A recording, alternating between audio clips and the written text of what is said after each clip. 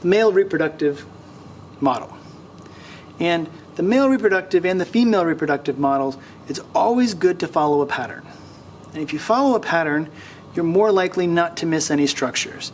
And this particular model is missing a lot of structures. So I'll try to fill them in, and we'll definitely talk about them in the lecture. But here's the testes, and the testes has a white layer around it called the tunica abugina.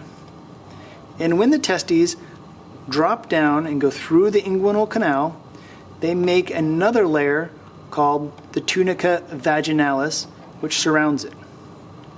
And all of that is surrounded in this tissue right here called the scrotum. At the top of the testes is this comma-shaped structure called the epididymis. And then up here, you would have nerves, you would have the ductus deferens, you would have the blood supply, and all of that would be called the spermatic cord.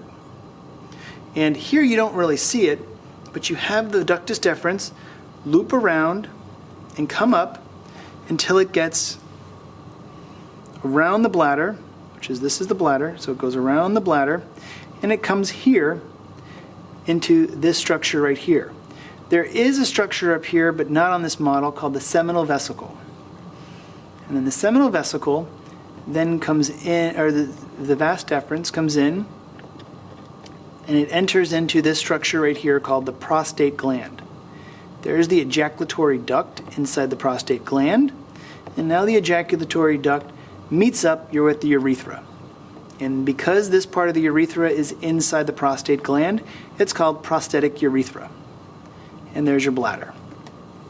Down here, there's another gland that's missing called the bulbourethral gland that also adds something to the ejaculate. And here, because it's going through this membrane, underneath this muscle is the membranous urethra. Then comes up here, and this becomes the penile urethra. Here's the corpus cavernosum and the corpus spongiosum.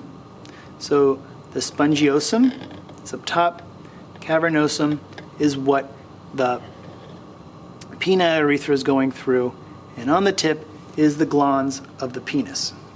This is not a perfect model that shows everything on it clearly, but this is one of the models we have in the lab.